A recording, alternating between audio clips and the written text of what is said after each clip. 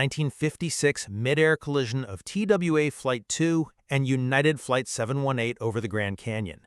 This tragedy killed 128 people, and it served as the direct catalyst for the creation of the Federal Aviation Administration through the Federal Aviation Act of 1958. Yeah, absolutely pivotal. It's often cited, and rightly so, as, the turning point for modern air safety. Exactly. But the question we face today, it kind of emerges from the specific structural anomalies of the event itself. We have to ask, does this, let's say, perfect alignment of inaccessible evidence and, frankly, a very convenient regulatory outcome suggest a deliberate exploitation of a crisis for state benefit, just the inevitable consequences of a catastrophic accident in an era of, well, technological and regulatory chaos? So, I'll be arguing that the structural conditions surrounding this disaster, they strongly support skepticism, suggesting the crash was maybe engineered or at the very least strategically utilized as this undeniable lever for massive federal expansion, following documented patterns of manufactured consent. And I'm coming at it from a slightly different angle.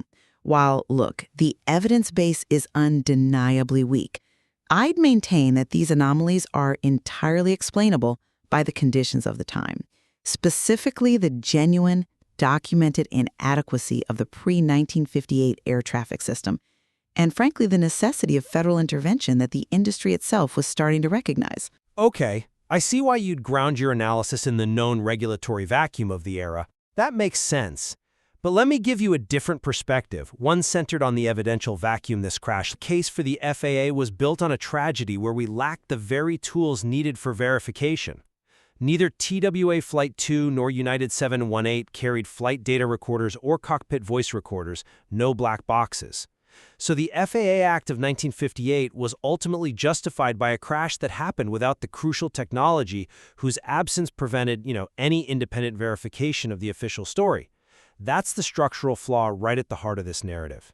That's an interesting point, though. I would frame it differently. You're essentially using 21st century forensic standards to judge a 1956 event. The technology didn't exist then because the very FAA Act that mandated it hadn't been passed yet. Its absence isn't a sign of some conspiracy. It's just, it's a historical fact, indicating technological immaturity. It's not evidence of deliberate destruction or withholding data. But it goes deeper than just the physical facts of the crash site itself create a systematic barrier to verification. Major portions of the wreckage, the parts that could have contained crucial evidence about the collision dynamics, they were found in actively restricted, forbidden zones. You have the Temple Butte wreckage coinciding with the Hopi salt mines' complete ban zone, and then debris at Char Butte scattered across the sheer 1,000-meter cliff face. Right, treacherous terrain. Exactly. The National Park Service confirms substantial aircraft debris still remains at both sites because they are either too dangerous or supposedly too sacred to fully disturb. So independent forensic verification of the physical evidence is systematically impossible. And this inaccessibility, well, it perfectly serves the official narrative, doesn't it? Given the historical precedents we have for manufactured consent used by state actors, from complex covert ops to subtle psychological manipulation, the conclusion that this crash was a golden opportunity for federal expansion, especially benefiting defense contractors who'd supply all the mandated radar and comms equipment, it just seems incredibly logistically convenient. I'm sorry, but I just don't buy that this confluence automatically equates to intentional engineering. Let's go back to the conditions of 1956 for a second. This collision, sadly, was a highly probable consequence of known systemic inadequacies. Pilots were operating under visual flight rules, VFR, with no mandatory centralized oversight. We know they were, quote, deliberately converging on the same geographic landmark, that canyon overlook, at the same altitude, probably trying to give passengers a better view. This act of convergence it dramatically increase the risk way beyond any sort of random statistical collision probability. Okay, that evidence is compelling regarding the lack of safety protocols, I'll grant you that. But it only really addresses the opportunity for an accident. It doesn't prove the cause. Why the confluence of all these other convenient factors? The location, the restrictions, Well, the extreme inaccessibility of the terrain is, I think, the most mundane and obvious explanation for why debris remains unretrieved. Initial recovery efforts required specialized mountain climbers, Swiss mountaineers with ropes and pittons, apparently. Terrain possibility and, yes, sacred site protection provided a convenient but not necessarily malicious reason for leaving fragments embedded in cliff faces, as the reports say. And furthermore, regulatory expansion wasn't some manufactured requirement. It was becoming inevitable due to genuine and documented safety concerns. Air traffic had literally doubled between 1950 and 1955. The FAA's creation was a necessary response to a rapidly escalating systemic problem. I'm just not convinced by that line of reasoning because it forces us to ignore the core intellectual problem here. Look, the jet and the engineered crisis hypothesis, they generate identical observable outcomes. The government controls the investigation, the evidence is inaccessible, the conclusion benefits federal expansion, and no independent verification is possible because of the 1956 technology gap and these geographical barriers. This is like the perfect example of an unfalsifiable narrative, a story structurally immune to challenge. That structural insulation is certainly frustrating, I agree. But the lack of electronic data is rooted in the 1956 timeline, not deliberate destruction. Now, you suggest the use of sacred site protection is suspicious given the government's historical disregard for indigenous lands. And that history is genuinely deplorable, no argument there.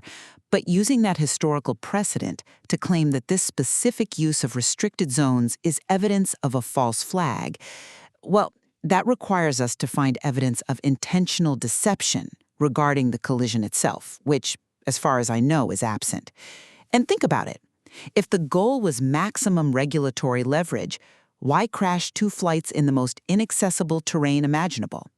Wouldn't a collision over, say, New York or Chicago have provided far greater regulatory leverage and public panic? That's a compelling argument against outright intentional sabotage, I admit. But it assumes the motive was purely public panic, which I think is a simplification.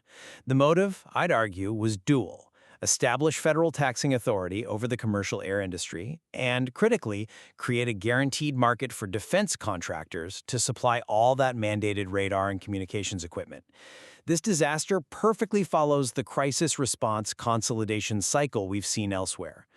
The remote location, coupled with the inaccessibility, it actually served 2 key operational purposes: maximizing casualties tragically while guaranteeing the destruction and irretrievability of critical physical evidence.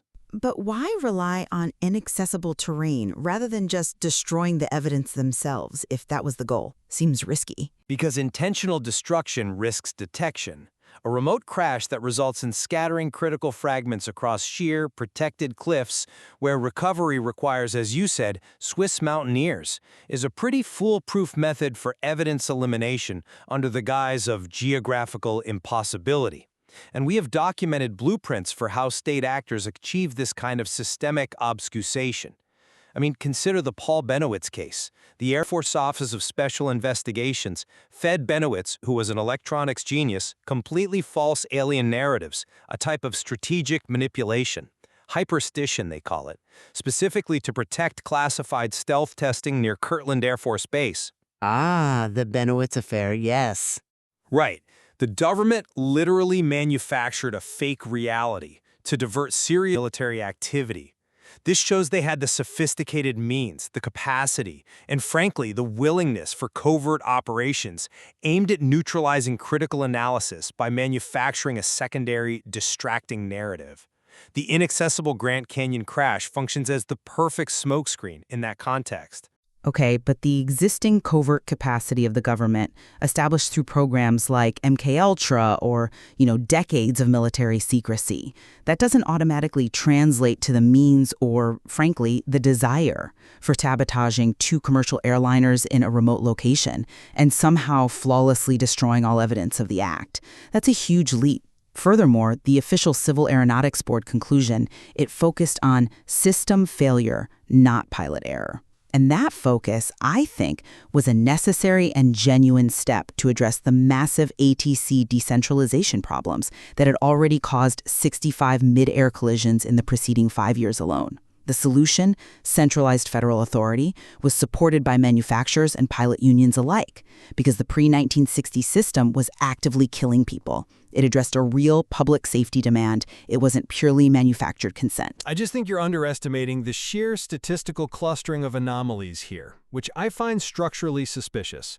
If we look at the, 8 critical points of convergence, a collision over a federally controlled landmark, impact in the most inaccessible terrain imaginable, sites coinciding with active restricted zones, perfect timing for regulatory action, maximum casualties, no electronic evidence, and that single dramatic final radio transmission. All these factors created the maximum leverage needed to achieve the required regulatory shift.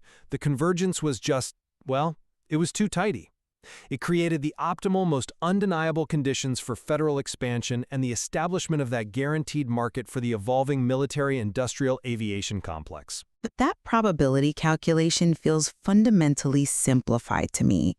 We have to include the human element in the context of the day. The official investigation concluded the pilots were maneuvering around towering cumulus clouds, which implied obscured visibility despite VFR rules. The failure wasn't just random chance. It was rooted in known pilot risk-taking, perhaps coupled with poor regulatory guidance, a genuine tragedy that then necessitated the FAA's centralized authority.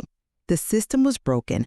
The tragedy Response to chaos. We can definitely agree that the analysis reveals the official narrative is structurally insulated from challenge. When the government controls all the evidence, investigates itself, and directly benefits from the conclusion, skepticism becomes, arguably the most rational default position. The key takeaway, perhaps, is recognizing the existence of a narrative that perfectly facilitated the dramatic growth of the military-industrial aviation complex, right at the industry's inflection point. And we agree that the evidence structure is deeply flawed, yes, and the potential for crisis exploitation is historically high given in precedents.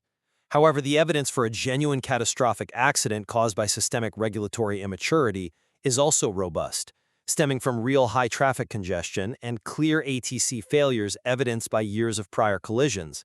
The material really forces us to confront whether this convenient outcome was an act of pure opportunism or maybe a calculated false flag, perhaps utilizing mechanisms like strategic inaccessibility to secure public compliance. Ultimately, the historical lack of data, the extreme geography, and the government's immediate consolidation of control, they all converge to obscure the distinction between genuine tragedy and strategically leveraged crisis. It leaves us with a powerful and, I think, a very persistent ambiguity.